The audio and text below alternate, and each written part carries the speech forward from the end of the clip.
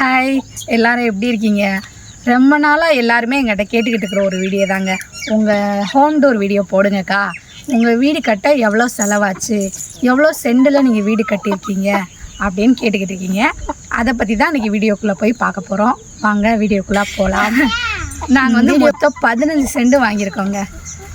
அந்த எருக்கலை செடியிலேருந்து இங்கிட்டு பார்த்தீங்கன்னா அந்த பனைமரம் வரைக்கும், அந்த எருக்கலை செடியிலேருந்து அந்த பனைமரம் வரைக்கும் நம்ம இடம் தாங்க. மொத்தம் 15 சென்ட்டுங்க. இந்த 15 சென்டில் நாங்கள் வந்து 2 சென்டில் தான் வீடு கட்டியிருக்கோம். அந்த 2 சென்டில் எப்படி வீடு கட்டியிருக்கோம், எவ்வளோ கட்டியிருக்கோம், எவ்வளோ செலவாச்சு அப்படின்றது எல்லாத்தையுமே நான் அப்படியே அடுத்தடுத்து சொல்கிறேன், கேளுங்க. வாங்க வீட்டுக்குள்ளே போய் பார்க்கலாம். வீடு வந்து நீங்கள் எல்லாத்தையும் எதிர்பார்க்குற மாதிரிலாம் இருக்காது, அப்படி இப்படின்னு குப்பையாக தான் இருக்கும். ஏன்னா நாங்கள் 2 பேருமே வேலைக்கு போயிடுவோம். என்னைக்காவது ஒரு நாள் தான் வீட்டில் இருப்போம். வீட்டில் இருக்கும்போது கொஞ்சம் ஒதுங்க பண்ணுவாங்க. என்ன சொல்லுவாங்க, முதல்லலாம் பார்த்தீங்கன்னா தீபாவளி, பொங்கல், திருவிழான்னு தான் வீட்டை சுத்தம் பண்ணுவாங்க. அதை தான் இன்னும் நாங்கள் ஃபாலோ பண்ணுறோம். தீபாவளி, திருவிழா இப்படின்னா அப்படியே எல்லாத்தையும் களைச்சி போட்டு வீட்டை சுத்தம் பண்ணி எடுத்து வைப்போம். அப்புறம் ஆட்டோமேட்டிக்கு பாப்பா இருக்கனால களைஞ்சிரும். அதனால் ரொம்ப எதிர்பார்க்காதீங்க. வாங்க வீட்டுக்குள்ளே போய் பார்க்கலாம். இதுதான் எங்கள் வீட்டு வாசல். பார்த்தீங்கன்னா இந்த சிமெண்ட் பிளாக் நாங்கள் தான் போட்டோம். நானும் என் வீட்டுக்காரர் மட்டும் ஆள் விடாமல் போட்டோம். வெயில் ஓவராக இருக்குது. வீட்டுக்குள்ளே போகலாமா? வாங்க. நல்லா தெரியுதா? கருப்பாயிடுச்சா? நல்லா தெரியுதுல? கேட்ட மட்டும் அடைச்சுங்க. எத்தனை கேட்டேன்னா 23க்கு 14. எப்பா 15 23க்கு 15. இதுதான் எங்கள் வீட்டு தாவாரம்.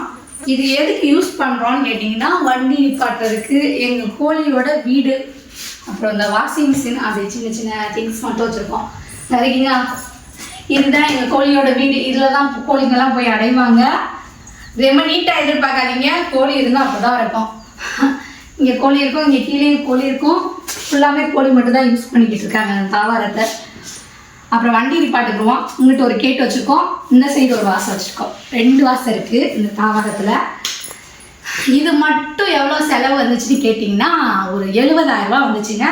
வீடு கட்டி முடித்து இப்போ தான் ரீசண்டாக போட்டிருக்கோம். இந்த சுற்றி மட்டும் அடைச்சி 2 கேட் போடுறது மட்டும் 70,000 வந்துச்சு. மேலே சீட்டு வந்து நாங்கள் முன்னாடியே போட்டுட்டோம். வீடு கட்டும் போதே வீட்டு செலவோடு சேர்த்து இந்த சீட்டு போட்டுட்டோம். சரி வாங்க வீட்டுக்குள்ளே போகலாம். சரி வாங்க வீட்டுக்குள்ளே போகலாம். இதுதான் எங்கள் வீட்டு ஹால். இந்த டோரை பார்த்துக்கங்க. நாங்கள் வீடு கட்டும் போது வந்து இந்த டோர் போடலங்க. இது வந்து எங்கள் பழைய டோர் வந்து உடஞ்சி போச்சு. ஏன்னு கேட்டிங்கன்னா, நானும் ராஜாவும் வெளியே இருக்கும் போது பாப்பா வந்து டோரை பூட்டிட்டா. அதை திறக்கவே முடியல. என்ன பண்ணுறதுன்னு தெரில. ஒரு நிமிஷம்.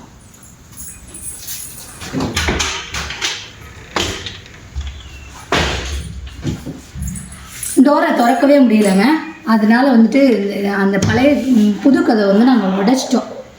வேறு வழி இல்லாமல் அப்படியே 2 இதோடவே உடஞ்சிருச்சு. உடஞ்சோன்னே அதை போட்டுட்டு இதை எடுத்தோம். இது வந்து சும்மா மாட்டி தான் வச்சுருக்காங்க.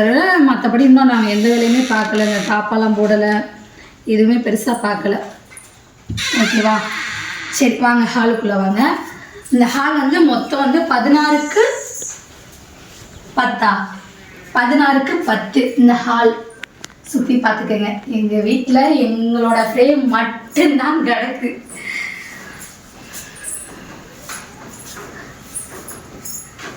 பதினாறுக்கு 10ங்க.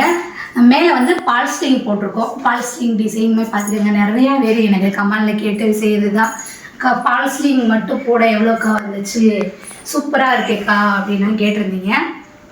நாங்கள் வந்து இங்கே ஹாலுக்கும் பெட்ரூமுக்கு மட்டும்தான் போடலாம் அப்படின்னு ஃபிக்ஸ் பண்ணியிருந்தோம். ஒரு 25,000 கேட்டிருந்தாங்க. சரின்னு சொல்லிட்டு, ஆனால் கிச்சனுக்கு அவங்க ஃப்ரீயாகவே போட்டு கொடுத்துட்டாங்க. ஹாலுக்கு பார்த்துட்டு ஹாலு பெட்ரூமுக்கும் போட்டாங்க. ஃபுல்லாமே லைட்டிங் தான் வச்சுருக்கோம். லைட் போடு பாப்பா. லைட் போட்டால் கலர் கலராக லைட் எரியும். ஃபுல்லாமே கலர் கலராக லைட் எரியும். இது ஏன்னா நாங்கள் சீட்டு வீடு தான் போட்டிருக்கனால வந்துட்டு ஹீட் அதிகமாக இறங்கலாம். கூலிங் சீட்டு தான் போட்டிருக்கோம், இருந்தாலும் ஹீட் இறங்கலாம். ஏசி வாங்க காசு இருக்கும்போது ஏசி வாங்கி வைக்கலாம் அப்படின்னு பிளானில் ஏசிடி இது பால்ஸ்டிங் போட்டுக்கலாம் அப்படின்ற மாதிரி பால்ஸ்டிங் போட்டோம். பெட்ரூம்க்கு வந்து நாங்கள் ஏசி வீடு கட்டும் போதே வாங்கிட்டனால அதுக்கு பிளான் பண்ணிட்டோம் முன்னாடியே போடலாம் அப்படின்ட்டு. மொத்தம் வந்து பால் சீலிங் செலவு மட்டும் 25,000 ரூபா வந்துச்சுங்க கிச்சனுக்கு சேர்த்து. ஆனால் கிச்சன் வந்து ஃப்ரீ, பெட்ரூமு ஹாலுக்கும். ஓகேவா? இங்கே வந்து டிவி இருக்குது. எங்கள் வீட்டில் இது ஒன்று தான் பெருசாக இருக்குது, டிவி சோபா, அவ்வளோதாங்க. பெருசாக எங்கள் வீட்டில் ஒன்றுமே கிடையாது. அங்கங்கே துணிமணி வச்சுருக்கோம். சரிங்களா? இங்கிட்ட வந்து பாத்ரூம் இருக்குங்க. இது பாத்ரூம். இது வந்து இங்கிட்ட வந்து சாமி ரூம் இருக்குது. சின்னதாக சாமி ரூமு, ஒரு 2 பேர் உள்ளே போயிட்டு வரலாம், அவ்வளோதான். லைட் போட்டு காட்டேன் பார்த்துக்கங்க. 2க்கு ஒரு 3 இருக்குமாப்பா? 4க்கு 3. 4க்கு 3. இப்படி ஒரு ஆள் உள்ளே போயிட்டு அப்படி ஒரு ஆள் வெளியே வந்துடலாம். சரிங்களா? இதான் எங்கள் சாமி ரூம். சிம்பிளாக இருக்கா? அடுத்து வந்து பெட்ரூம். பக்கத்துலேயே பெட்ரூம். இதுக்குமே எல்லா லைட்டும் போடுறேன். இல்லை பீஸ் போயிடுச்சுப்பா, மேலே இருக்க லைட் ஃபுல்லாக. இது ஃபுல்லாமே லைட் எரியும், ஆனால் பீஸ் போயிடுச்சு போல், அதனால் லைட் எரியலை. இது வந்து 10க்கு 10 எங்கள் பெட்ரூம். பார்த்தீங்களா? ஒரே ஒரு ட்ரெஸ்ஸிங் டேபிள் இருக்குது. அங்கங்கே துணி மூட்டை, அழுக்கு துணி மூட்டை கிடக்கும், கண்டுக்கிறாதீங்க. அப்புறம் எங்கள் பீரோ, அப்புறம் எங்கள் பெட்டு. எங்கள் பாப்பா இருக்கிறதுனால எங்கள் வீடு இப்படி தாங்க இருக்கும். அதுவும் இல்லாமல் வீட்டில் எப்பயாவது இருப்போமா, ரெஸ்ட் எடுக்க தான் தோணும், வேலை பார்க்கலாம் தோண மாட்டேதுங்க. அப்புறம் இங்கிட்ட வந்து ஸ்லாப் போட்டிருக்கோம், வேஸ்ட்டான பொருள்லாம் மேலே வைக்கிறதுக்காண்டி. ஏன்னா நம்மகிட்ட வேஸ்ட் ரூம்லாம் எதுவும் கிடையாது. எது வேஸ்ட்டாக இருக்கோ, இதெல்லாம் யூஸ் பண்ண மாட்டோமோ, அதெல்லாம் தூக்கி மேலே போட்டு அடைச்சி வச்சுருக்கோம். அப்புறம் ஏசி இருக்குது. ஏசி வந்து நாங்கள் வீடு கட்டும் போதே வாங்கியாச்சு. சரி வாங்க அடுத்து கிச்சனுக்குள்ளே போகலாமா? கிச்சனுக்குள்ளே போகலாம் வாங்க. ரொம்ப எதிர்பார்க்காதீங்க, குப்பையாக தான் இருக்கும். நான் இப்போயே சொல்லிட்டேன், சரியா? இங்கே ஃப்ரிட்ஜு, டபுள் டோர் ஃப்ரிட்ஜு இப்போ தான் வாங்கினோம்.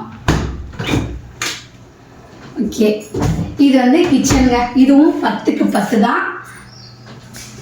எடிட்டாலாம் வச்சுருக்க மாட்டேன். இந்த அவ்வளோதான். மேலே வந்து சேந்தி மாதிரி போட்டு அதுலேயுமே வேஸ்ட்டான பொருட்கள்லாம் மேலே போட்டு வச்சுருக்கேங்க. ஓகேவா? சரி வாங்க ஹாலுக்கு. மேலே பால்ஸ்லிங் போட்டிருக்கோம். இதுதான் எங்களுக்கு ஃப்ரீயாக போட்டு கொடுத்தாங்க, அதனால எம்டியாக மட்டும் போட்டு கொடுத்துருக்காங்க. ஹால்லையும் பெட்ரூம்லேயும் மட்டும் டிசைனாக போட்டு கொடுத்தாங்கங்க.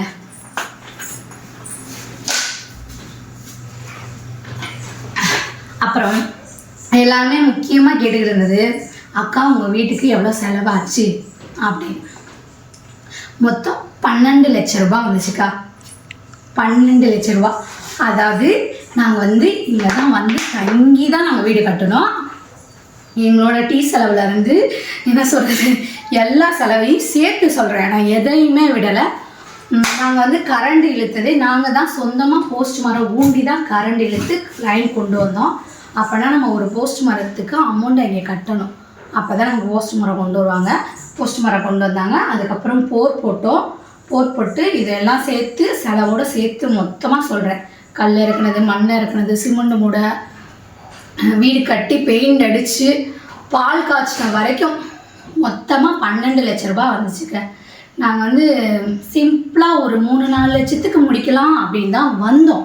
ஆனால் வீடு வந்து அப்போ கிடையாது. நம்ம ஒன்று பிளான் பண்ணோன்னா அது ஒன்று நடக்கும். என்ன சொல்லுவாங்க, ஒரு கல்யாணம் கூட பண்ணிடலாம். அந்த இதில் வீடு கட்டுறது ஈஸியான வேலை கிடையாது.